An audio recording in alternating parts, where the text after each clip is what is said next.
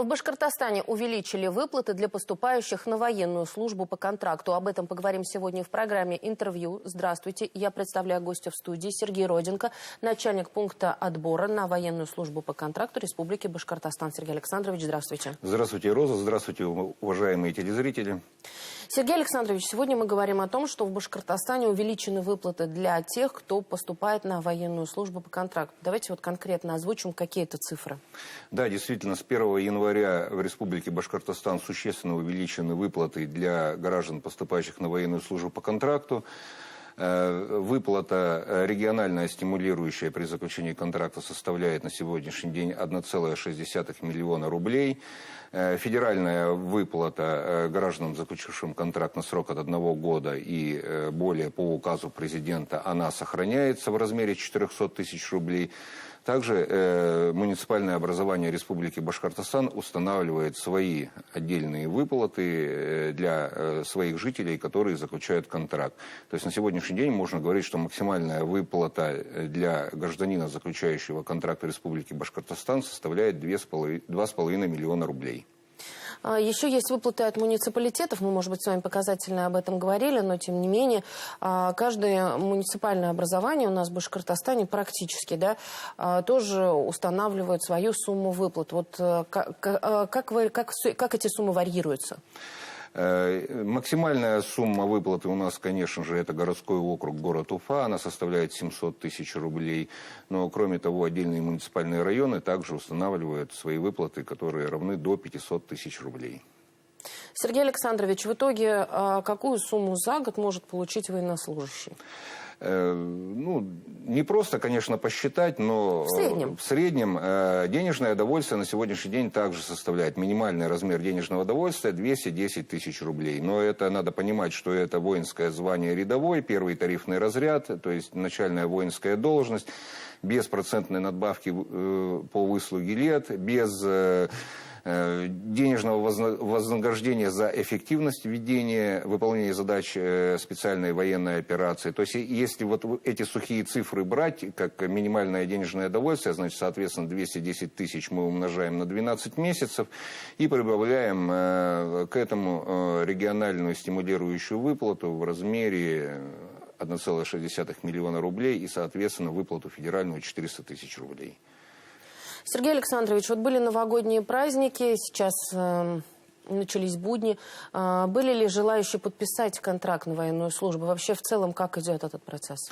Да, конечно же. Как вы знаете, с октября прошлого года по решению главы республики у нас организовано прохождение отборочных мероприятий и отправка граждан с центра отбора граждан «Защитник», который дислоцируется на территории бывшего детского оздоровительного лагеря Черемушки.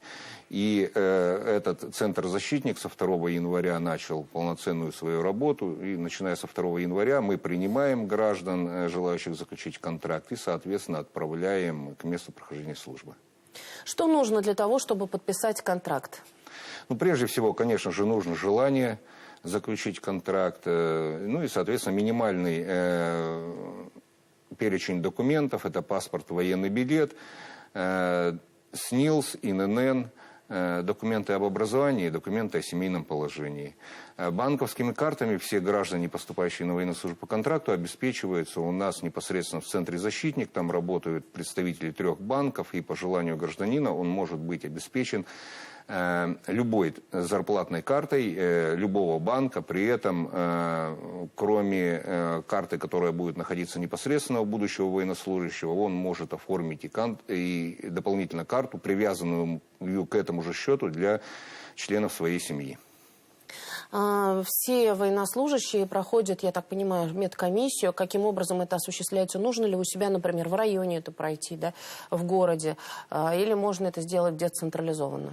Конечно же, никто не запрещает гражданину проходить медицинское освидетельствование по месту жительства, но все эти процедуры организованы непосредственно в центре «Защитник». То есть это позволит любому желающему заключить контракт в течение одного дня пройти все необходимые отборочные мероприятия. То есть там осуществляет свою деятельность военно-врачебная комиссия, это необходимый набор врачей-специалистов для определения категории годности гражданина к военной службе, а также работает мобильная поликлиника в составе 3 фельдшерско-акушерских пунктов, которые имеют все необходимые возможности и оборудование для проведения диагностических исследований, то есть для приема анализов и для прохождения флюорографического обследования. Затем, после подписания контракта, вот именно новобранцев, скажем так, да, тех, кто только подписал контракт на военную службу, проходят ли они какое-то обучение?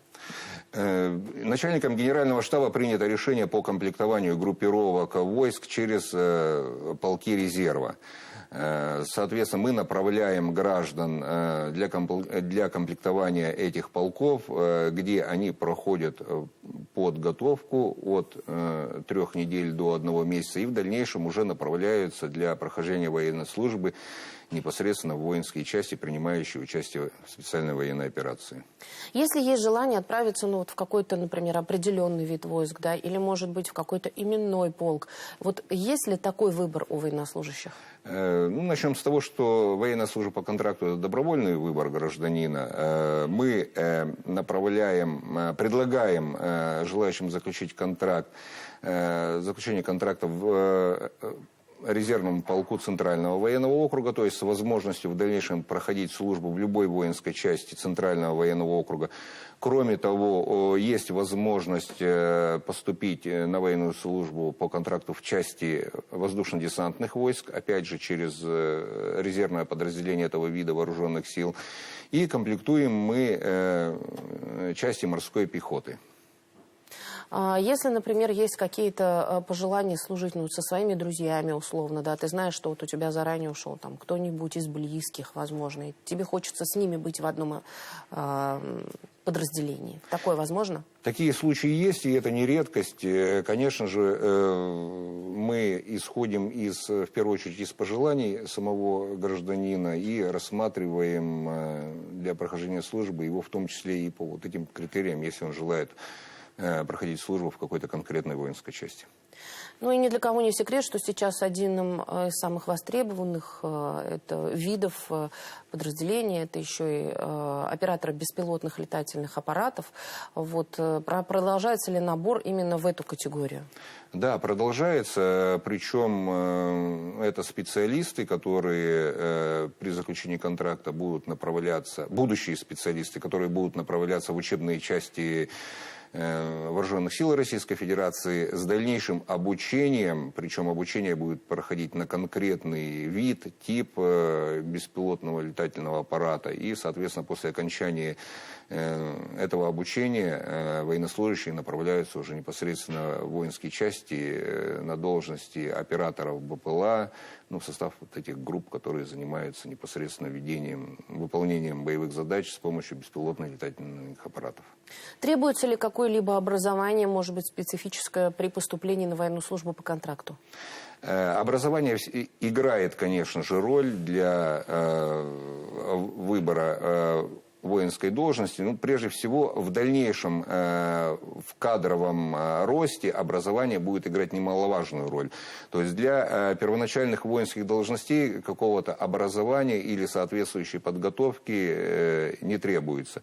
Но, опять же, гражданин, имеющий среднее профессиональное образование, в дальнейшем может претендовать на назначение на воинскую должность прапорщика с присвоением, естественно, этого воинского звания, либо быть направленным в учебные центры Министерства обороны и после обучения с присвоением воинского звания офицера вернуться в воинские части. Сергей Александрович, какие есть льготы для военнослужащих, их близких? Понятно, что их сейчас более 40, и все перечислять, может быть, и не имеет смысла, но, может быть, какие-то вот именно по группам подразделить для того, чтобы понимали и наши телезрители, и их родные. Льготы условно можно разделить на федеральные и на региональные. К федеральным льготам относятся, все социальные гарантии, которые государство выполняет перед военнослужащими. Выделить особо можно статус ветерана, участника боевых действий, который закрепляет за гражданином пожизненное право на получение льгот со стороны государства. Это социальная пенсия, санаторно-курортное лечение, налоговые льготы, и в дальнейшем, естественно, это будет оказывать достаточно достойное влияние на назначение пенсии по старости. Что касается региональных льгот, то у нас их в республике более 40. Из основных это обеспечение горячим питанием школьников и воспитанников детских садов, предоставление преимущественного права места в детском саду, бесплатные продукты молочной кухни, решение вопроса о предоставлении места в школе по выбору членов семьи участников специальной военной операции. Это, опять же, оздоровительный отдых в детских лагерях, и непосредственно для самих участников специальной военной операции также санаторно-курортное обеспечение, то есть отдых в санаториях Республики Башкортостан. Сергей Александрович, спасибо огромное, что пришли сегодня к нам в студию. Объяснили, как можно заключить контракт на военную службу, какие при этом льготы получают не только сами бойцы, но и их близкие, члены их семей. Спасибо. Спасибо вам. Это была программа «Интервью», и сегодня в гостях у нас был Сергей Роденко. Это начальник пункта отбора на военную службу по контракту Республики Башкортостан. Спасибо, что были с нами.